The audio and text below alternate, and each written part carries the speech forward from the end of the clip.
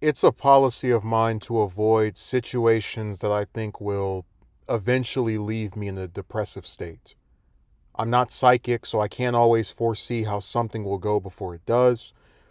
But I've seen enough patterns of my interactions with others to kind of get a sense that more often than not, it's all for nothing, that it is my destiny to be alone. I've accepted that was how it would be with the romantic relationship nonsense that, most women today are not interested in pursuing serious romances with men or think that most of us are not good enough to, ever date them. I thought that as long as I stopped wasting my time believing in any of them wanting that with me, I would never again be hurt, have my time wasted, be lied on, or accused of something I didn't do. Now, before we delve into the topic of this video, I want to mention an experience I had roughly 7 years ago. There was a lady I met on the forum. She was several years older than me, and I was able to get her to want to email me. But at one point, she stated that her boyfriend would want to talk to me. I was kind of weirded out by this and said I wasn't interested in her romantically. And she said she knew this, but that he still wanted to speak to me. This never actually ended up happening as I lost contact with her a short time later, but keep this in mind. This past summer, I met a woman. She was a fan of my videos and we had some things in common. Over the course of the month, we engage in two several hours long calls that she says she likes, that she enjoys, etc. And I'm very happy to have encountered someone who seems to accept my point of view on certain things, and I look forward to speaking to her again. At various points during our conversations, she says that she considers me a friend and that she cares about me. It was actually her saying that she considered me a friend that served as the catalyst for me trying to speak to her in a more private manner.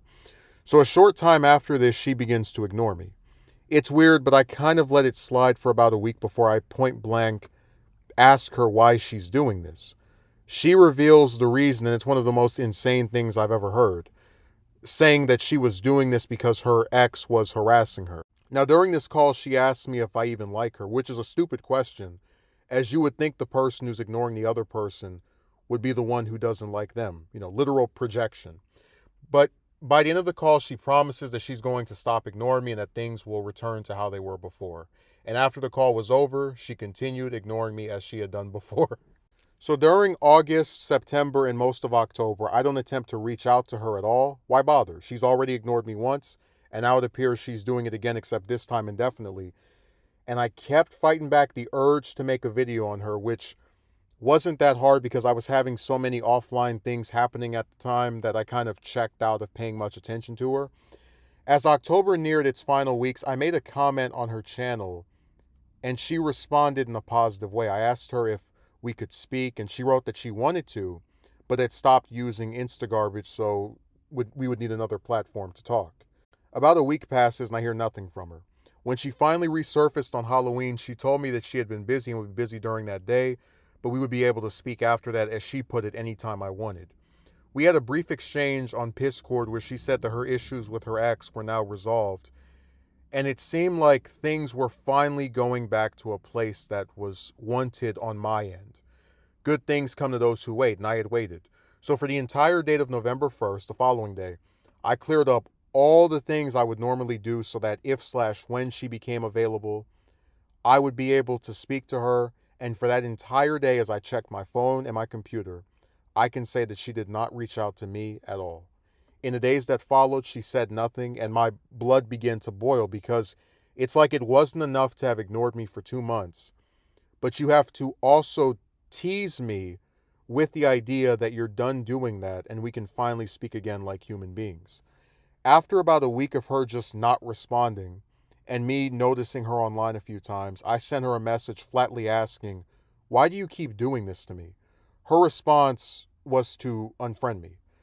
It is at that point that I decided she would be the subject of a video. Now, this video gets her to directly address me, and her rationale for ignoring me is that she believes we are too different to become close friends. She proposes that we instead speak on occasion, on YouTube only, and my response is to hell with that. One, I'm not doing any half measures.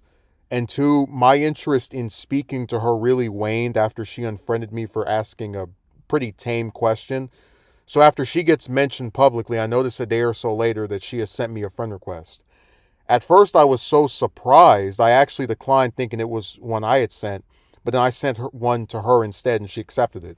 We had a text and audio chat that went for about 3 hours, during which she revealed her boyfriend's name.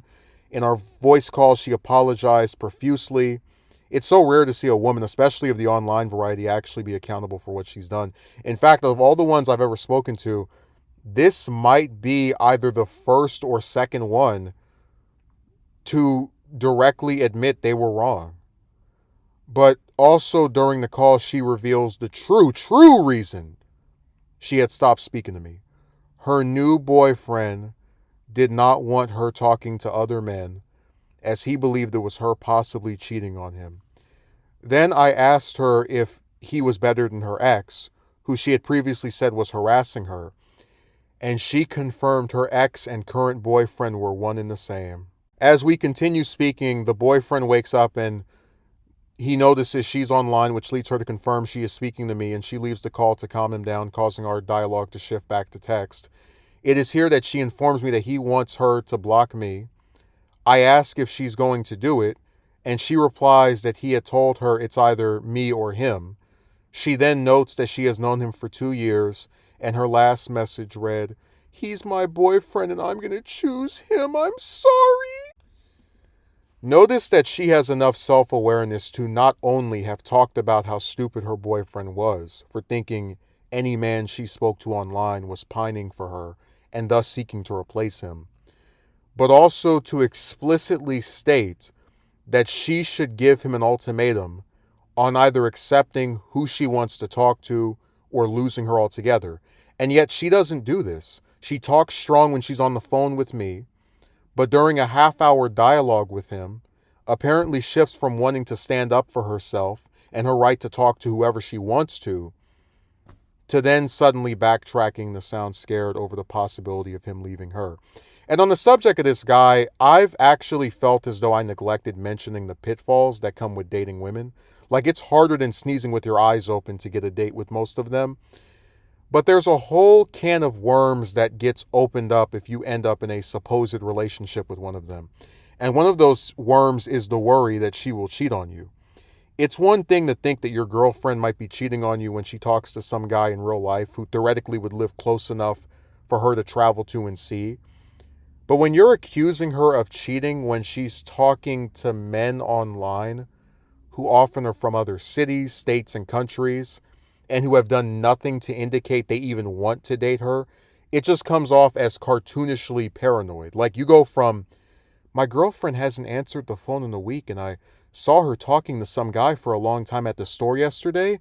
She might be cheating on me with him," to, "My girlfriend who lives in Florida with me is talking to a man from California. They're probably having an affair together." He's a self-parody. I can already picture someone asking this. Did you really expect her to leave her boyfriend of 2 years just to talk to you? No, but it also has to be understood that this is not about me. She stated that this guy thinks any man that she talks to, she is trying to cheat on him with.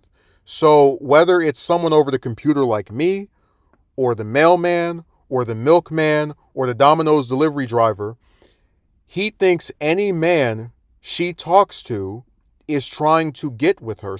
So when she writes that he told her it's either me or him, she's allowing him to pretend as if I'm some special source of discomfort or jealousy that will end the conflict between them if I just go away, even though by her own admission, he is like this with any man she talks to. Newport Institute defines gaslighting as a form of psychological manipulation in which the abuser attempts to sow self-doubt and confusion in their victim's mind. Typically, gaslighters are seeking to gain power and control over the other person by distorting reality and forcing them to question their own judgment and intuition. By stating that it was either me or him that she could, quote unquote, have, she allowed her boyfriend to gaslight her by distorting reality to make it seem as if, should she just stop talking to me, then suddenly their relationship will improve, when in actuality, the pinhead will continue doing this to her anytime she speaks to another man. So ignoring me is a short-term solution to an ongoing issue, but she's too desperate, gullible, and stupid to realize this. I could be more sympathetic if she was living with him, he was paying for her food, phone, computer, etc. In a situation like that, it makes sense to me how someone could have so much influence over another. But she lives with her parents, which means it's not as though this guy is literally hovering over her 24/7. And yet she allows him to have this much control over her. And why? Because she thinks this is as good as a romantic relationship gets. That's why when I spoke to her, she defended him by saying, he's not always like this, as if that excuses him being like this enough for her to notice a very clear and undesirable pattern of him getting absurdly jealous over her talking to anyone who has a banana and being such a whiny crybaby as to threaten to break up with her just for this. I can't help but feel a sense of frustration in a way I don't normally get. I've had friendships that didn't work out before, but that was usually me or the other person deciding to end it ourselves. There wasn't an outside force that compelled a person who otherwise wanted to talk to me to not only ignore me for 2 months, but then even when it appears we're finally done with this period of estrangement, start this up again.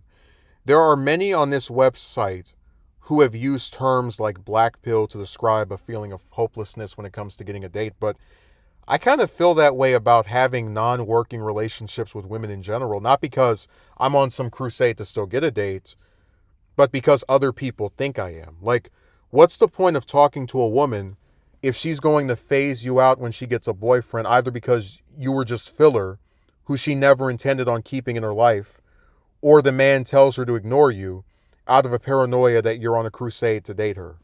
People like to pretend that women are this group of victims who have and still deal with so much oppression and adversity.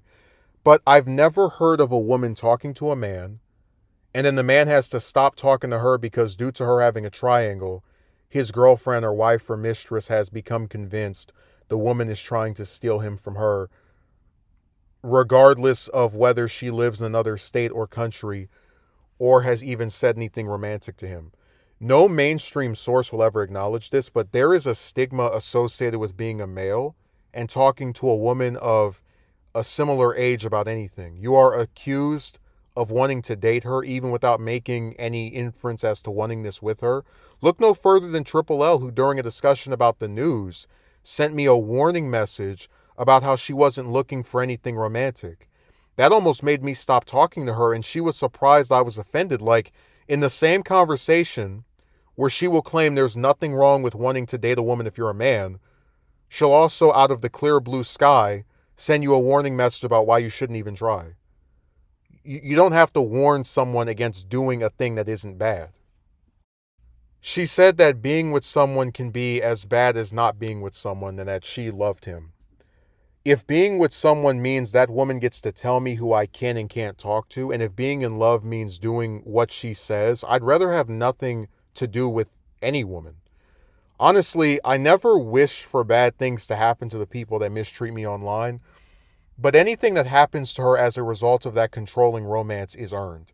She's self-aware of the toxic parts of their relationship, but is willing to stay with him, using the excuses of knowing him for 2 years and he's not always like this to justify putting up with his sense of paranoia that borders on satire.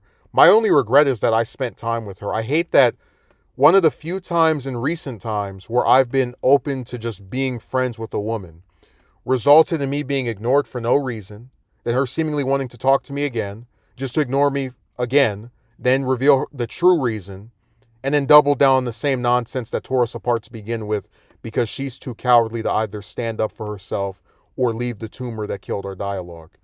She is a literal walking, talking, revolving door, and I'm tired of entering and exiting.